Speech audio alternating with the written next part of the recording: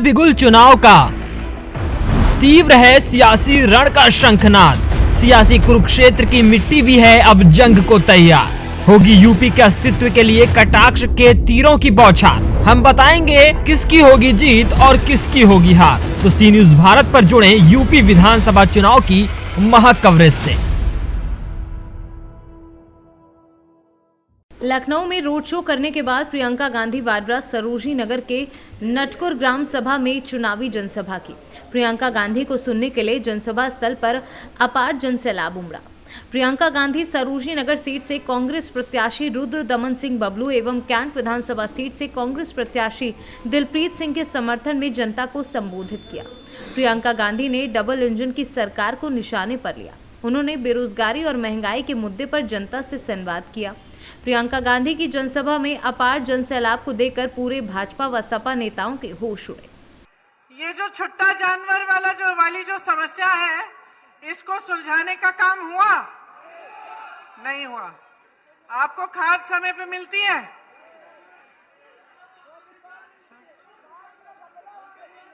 फसल का दाम मिलता है सही? नहीं मिलता। बहने, महंगाई से आप जो महंगाई है उसकी वजह से क्या आपको जो गैस सिलेंडर मिला उसको दोबारा आप भर सकती हैं? तो अच्छी परिस्थितियां मतलब विकास बहुत आया है यूपी में, हाँ। लेकिन प्रधानमंत्री जी तो कुछ दिनों पहले आए थे, कह रहे थे यूपी में लखपति भर दिए उन्होंने, सबको लखपति बना दिया। आपको बनाया लखपति? देखिए, यूपी के हर जिले में घूम आई हूं मैं, लखपति ढूंढ ढूंढ कर थक गई। टीवी ऑन करती हूं तो प्रधानमंत्री जी और योगी जी के पास मंच पे खड़े हुए लखपति जरूर मिलते हैं मुझे, लेकिन गांव में कोई लखपति नहीं मिल रहा, शहरों में कोई लखपति नहीं मिल रहा।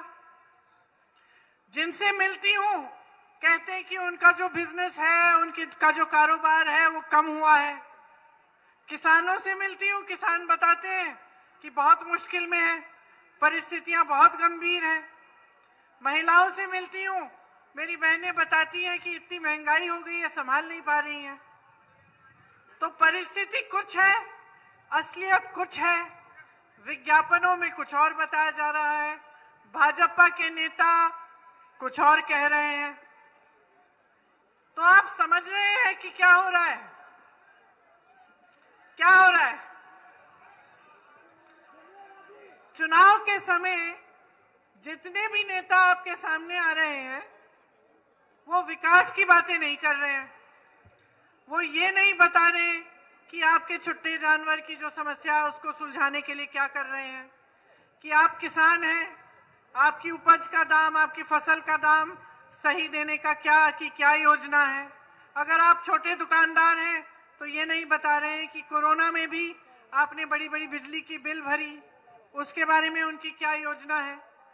ये नहीं कह रहे कि जीएसटी, नोटबंदी, कोरोना के लॉकडाउन से आपका इतना नुकसान हुआ तो आपको किस तरह से मदद कर रहे हैं। ये बातें नहीं हो रही हैं। बातें क्या हो रही हैं कि पाकिस्तान में क्या हो रहा है, बातें हो रही हैं कि कौन आतंकवादी है, बाकी दलों को आतंकवादी कह रहे हैं। ये बातें हो रही हैं। धर्म की बातें हो रही हैं। कोई कहता है धर्म के आधार पर वोट दे दो, कोई कहता है जाति के आधार पर वोट दे दो। तो क्यों हो रहा है ये सब? आपने कभी सोचा है कि नेता चुनाव के समय आपके सामने आकर आतंकवादी की बात कर रहा है, पाकिस्तान की बात कर रहा है? अरे भाई, आप अपने बिल नहीं भर पा रहे हो, रोजी रोटी कमा नहीं पा रहे हो, किसान रात को चौकीदारी कर रहा है अपने खेतों का, कि इसकी क्यों नहीं बात हो रही है? ये आतंकवादियों की बातों से क्या पेट भरेंगे आपके? आपके जीवन में आतंकवादी आतंक कर रहा है या छुट्टा जानवर आतंक कर रहा है?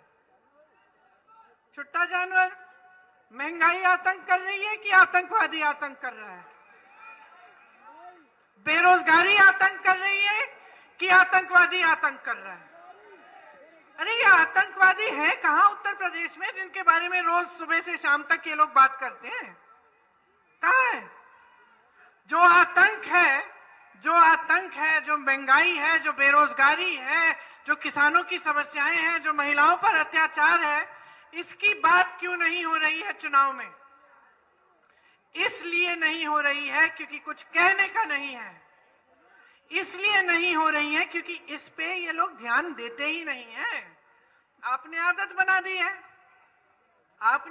बना दी है कि जो भी नेता आए, जिस राजनीतिक दल का हो, चाहे वो समाजवादी का हो, चाहे वो भाजपा का हो, चाहे बसपा का हो, उसको आदत बन गई है कि 5 सालों में आपके सामने आकर आपके जज्बातों का इस्तेमाल करेगा, धर्म की बात करेगा, किसी एक धर्म को कह देगा भाई तुम बड़े असुरक्षित हो, तुम्हें ध्यान रखना है, मैं तुम्हारी सुरक्षा कराऊंगा। कोई कह देगा कि जाति के आधार पे वोट दे दो, तुम्हारी जाति को आगे बढ़ाएंगे। तो सबको मालूम है कि जज्बात का इस्तेमाल करके चुनाव के समय वोट धड़ाधड़ मिल जाएंगे।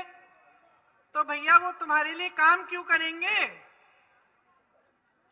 काम का तो आप पूछते नहीं है उन्हें। सही है,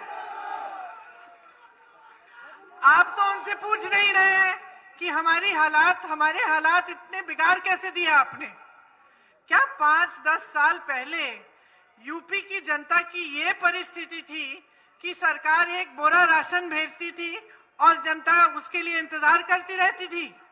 क्या ये परिस्थिति थी? क्या गांव में आपको रोजगार नहीं मिलता था? मनरेगा में मिलता था ना, कि आप उस बोरे राशन का इंतजार करते थे। अब तो परिस्थितियां इन्होंने ऐसी बना दी है कि कह देते कि खाता खोलिए, पैसे भेज देंगे। जब जी चाहे, जब चुनाव आने वाला है तो 2-4 पैसे भेज दिए, जब चुनाव आने वाला है तो बोल दिया राशन के बोरे फ्री में मिल रहे हैं, मुफ्त में मिल रहे हैं। जब चुनाव आ रहा है तो तमाम मुफ्त की घोषणाएं कर रहे हैं, लेकिन चुनाव चले जाता है तो ना राशन मिलता है आपको, और वो पैसे जो आपके खाते में वो भेजते हैं चुनाव के समय, वो भी आस्ते आस्ते रुक जाते हैं। और क्या है ये राशन, क्या है ये पैसे, क्या है ये? इससे आत्मनिर्भर बनने वाले हो? अपने बच्चों को मेहनत से, अपने खून पसीने से बड़ा इसलिए करते हो कि पूरे जीवन वो राशन के बोरे का इंतजार करें? इसलिए बड़ा करते हो? क्यों बहने?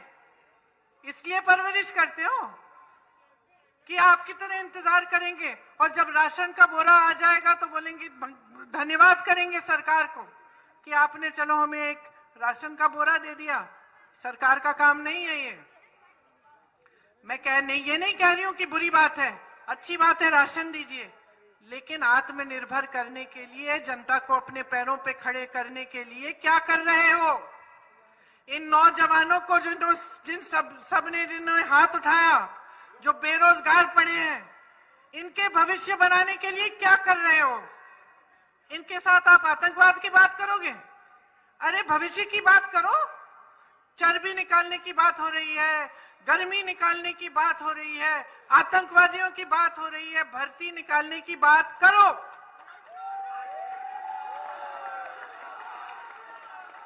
12 लाख सरकारी रोजगार पड़े हैं खाली। 5 सालों से 12 लाख खाली सरकारी रोजगार पड़े हुए हैं। किसने भरे? मोदी जी ने भरे? योगी जी ने भरे? अरे मोदी जी तो कहते हैं कि मुझे पता ही नहीं था कि छुट्टे जानवर की समस्या है।